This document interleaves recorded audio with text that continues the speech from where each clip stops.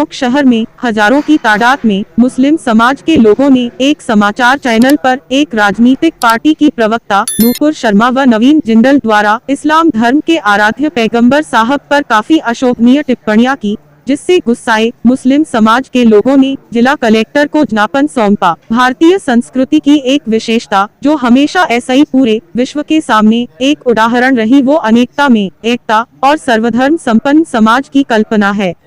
भारतीय आजादी के बाद हमारे महापुरुषों ने जाति, समुदाय, वर्ग, धर्म आदि ऐसे ही ऊपर उठकर एक ऐसे समाज की परिकल्पना की जिसमें प्रत्येक धर्म, प्रत्येक समाज, प्रत्येक विचार फल फूल सके और एक सर्वधर्म संपन्न समाज की हमारी परिकल्पना वास्तविक पटल पर पहचानी जा सके। इस परिकल्पना को ध्यान में रखते हुए बाबा साहब भीमराव अंबेडकर ने हमें भारतीय संविधान की एक ऐसी रूपरेखा प्रदान की जिसमें हमारे महापुरुषों की सर्वधर्म संपन्न विचारधारा को संबल दिया और आजादी ऐसे ही लेकर आज तक हमारा मुल्क नस्ल दर नस्ल हमारे महापुरुषों की उस महान विचारधारा का अनुसरण करता चला आ रहा है, जहाँ किसी एक व्यक्ति, धर्म, समुदाय को दूसरे पर वरीयता नहीं है और यही हमारे संविधान की मूल आत्मा भी है। परंतु पिछले कुछ दिन पहले देखने में आया कि कुछ लोग हमारे इस सर्वधर्म संपन्न ताने बाने को छिन्न भिन्न करने का प्रयास मात्र अपने राजनीतिक फायदे और अपने निजी विचारों को साधने के लिए कर रहे हैं, जिस ऐसे ही हमारे मुल्क का हर संविधान प्रेमी आहत है। देखने में आया कि राष्ट्रीय समाचार चैनल पर एक राजनीतिक पार्टी की प्रवक्ता नूपुर शर्मा व नवीन जिंदल द्वारा इस्लाम धर्म के आराध्या पैगंबर साहब पर काफी अशोभनीय टिप्पणियां मात्र इस आशय के साथ की गई कि वो हमारे समाज में स्थापित शांति और आपसी भाईचारे को मात्र इसलिए छिन्न भिन्न कर सके कि उनकी व उनकी राजनीतिक समर्थित पार्टी को राजनीतिक फायदा मिल सके।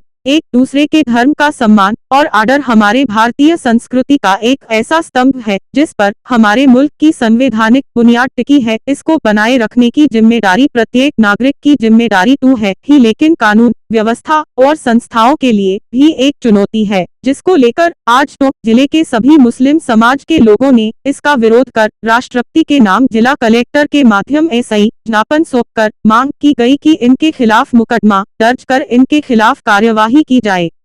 पूरे मुल्क में इस बुरी खबर से मुसलमानों को, और मैं तो यहाँ तक भी कहता हूँ कि हमारे मुल्क के समझदार हिंदुओं को भी बड़ी तकलीफ पहुँची है कि उसने ऐसी बात कहकर सबके दिल दुखाए हैं। आज ये हमारा नौजवानों का मजमा इसीलिए जमा हुआ था कि प्रशासन को मुतला किया जाए। ये बड़ी तकलीफ देने वाली बात है, इसका इंतजाम किया जाए। हमारे मुल्क में अमन कायम रहने के अंदर ये बहुत बड़ा मसला है, इससे लोगों को बहुत तकलीफ होती है। पुलिस ने इस वक्त इंतजाम किया है, लेकिन प्रशासन ने हमारा कहना है कि बहुत जल्द ऐसे आदमी को ऐसा खबरदार किया जाए कि आइंदा इस किस्म की बदतमीजी और गुस्साखी करने की नौबत ना आए। बस ये गुजारिश है। मुझे उम्मीद है कि प्रशासन इस सिलसिले के अंदर पूरी कार्रवाई करेगी। किस तरह का ज्ञापन था आज हमने पूरे टोंक के एक मुस्लिम संगठन ने सब मिलके कलेक्टर साहब को ज्ञापन दिया है, जो कि नवीन जिंदल और नूपुर शर्मा ने जो बहुत ही मतलब हम तो वो अल्फाज मुंह पे ला भी नहीं सकते जो उन्होंने हमारे नबी करीम सल्लल्लाहु अलैहि वसल्लम के लिए कहे हैं, तो ये बिल्कुल भी बर्दाश्त नहीं किया जाएगा। और ये टोंक ही नहीं, पूरे हिंदुस्तान में इस चीज़ का आक्रोश है। और आप देख लीजिएगा कि इनको ऐसे बर्खास्त जो अभी पार्टी से उन्होंने इन लोगों को किया है केंद्र सरकार ने, उससे काम नहीं चलेगा। इनको गिरफ्तार करवाना होगा ताकि ये आने वाले टाइम में ऐसे तो कल को कोई और भी लोग खड़े होकर और कुछ भी कह देंगे, तो ये चीज़ बिल्कुल माइनॉरिटी बिल्कुल बर्दाश्त नहीं करेगी इस चीज़ को। तो हम इसकी पुरजोर मजम्मत करते हैं और आज पूरे टोंक का सभी लोगों का मैं शुक्रिया करता हूं। उन्होंने शांतिपूर्वक तरीके से आके डाक बंगले से कलेक्टर साहब के ऑफिस तक आए और सबने इस गर्मी में उनको ज्ञापन दिया, और मैं उन सबका बहुत शुक्रिया दिल से करता हूं। और आगे भी अगर ऐसी कोई बात होगी तो अभी तो शायद कुछ हज़ार थे,